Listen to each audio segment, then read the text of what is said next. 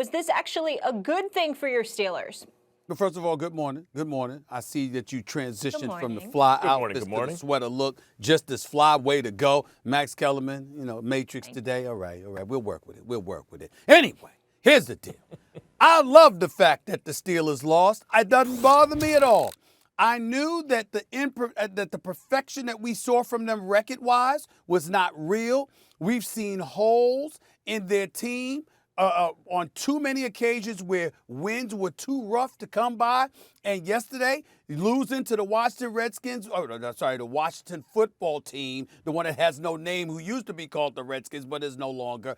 That football team, I love the fact that the Steelers lost this game because, again, they've looked absolutely awful in their last two games. Obviously, scheduling has a lot to do with that. Big Ben Roethlisberger hasn't looked that impressive. Their running game is virtually non-existent without James Conner, and with them, I'd consider it average. And so when I look at it from that perspective, I like the fact that they lost this game because guess what? You're on notice. You might be 11-1, but you can do all of this for naught. You can get to the postseason and then get bounced out in the very first round, not even make it to a divisional playoff game. Why? Because you look like hot trash. This is the bottom line with the Pittsburgh Steelers right now. On the defensive side of the ball, we have to understand something.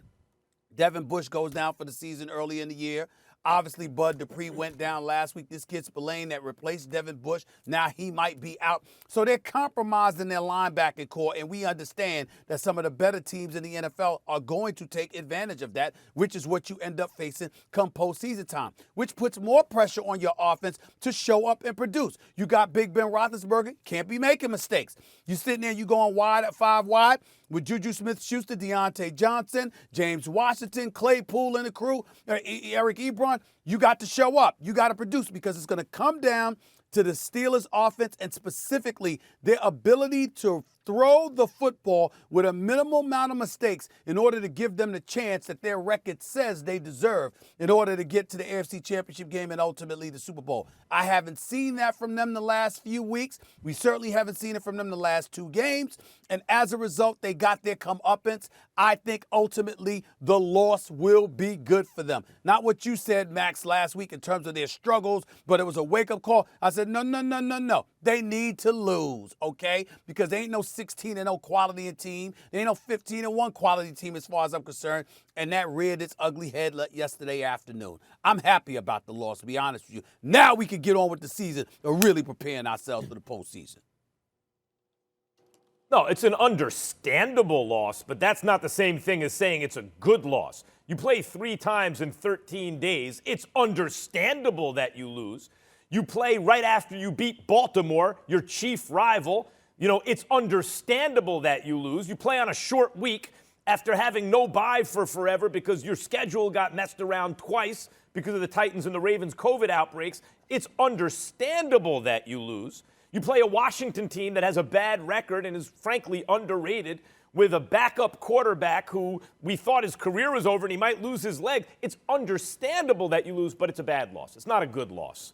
The reason it's a bad loss is because it was obviously a trap game for all the reasons I just said. And a special team needs to know how to overcome that, especially after the Ravens. They were lucky. I thought that was such a great win for them against Baltimore because they beat the backups, right? Like they beat a depleted Baltimore team, but it was really tough. And Coach Tomlin basically chewed them out to the media after the game. So I thought, okay, they can't rest on their laurels. They understand they played poorly and they have a lot to correct facing a Washington team that's been playing better like the Giants as the season goes on, right? Like Ron Rivera, and you've been talking about Joe Judge and the NFC East, the 2 teams that were considered to be the bottom feeders of the bottom feeding division, in fact, had a culture change on the top, and it's doing them well. So you knew this could be a trap game, and you had to avoid it. And Stephen A., they were avoiding it. They had the game in hand. Pittsburgh was going to win this game. And they allowed playmakers, Alex Smith, who was once the first pick in the draft, on the other side of the ball to outplay them. Roethlisberger did not look good, and he hasn't really looked good recently. He's regressed as the season went on. Understandable, again, coming off a catastrophic injury, 38 years old, by and large, has had a very good season considering, but hasn't looked great recently. The run game. Here's the worst part about the loss, Stephen A. They ran the ball, what was it, 14 times? 21 yards. 21 yards. 21 yards. That's you run the ball 14 times, you get 21 yards on the ground. That's bad run blocking. That's losing the battle up front. Pittsburgh can't be that kind of team. Pittsburgh has to be the kind of team that's going to beat you in 2 of the 3 phases of the game. They have to be better than they were yesterday. I understand why they lost, but because we knew all that going in, and so did they, and they had the game in hand, that's a bad loss. Max Kellerman, right now, the Steelers rank 29th in the league in rushing.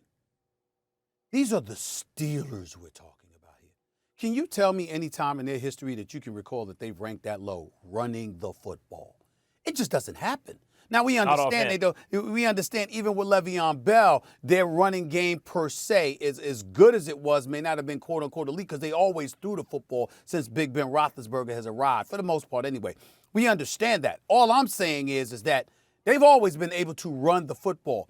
That has not been the case. It isn't the case now, which puts even more pressure, not just on the arm, but the decision-making of Ben Roethlisberger in terms of making sure you minimize the mistakes and get the ball to just the numerous number of receivers that you have at your disposal. How many teams can say they have 5 dudes that are legitimate, bona fide, big-time targets? I'm talking about Claypool, Juju Smith-Schuster, James Washington, Deontay Johnson, Eric Ebron. I mean, damn, you got all of these targets. And you know what? I don't blame you for throwing the football. I don't know if you need to throw it 53 times, but I don't blame you for throwing the football 40 times a game. But you've got to minimize the mistakes. And unfortunately, for Big Ben Roethlisberger, it's not that he makes an abundance of them, but it always seems like the mistakes that he makes come at the most ill times. Just ill-timed mistakes, just the wrong time. And thanks for watching ESPN on YouTube. For live streaming, sports, and premium content, subscribe to ESPN+.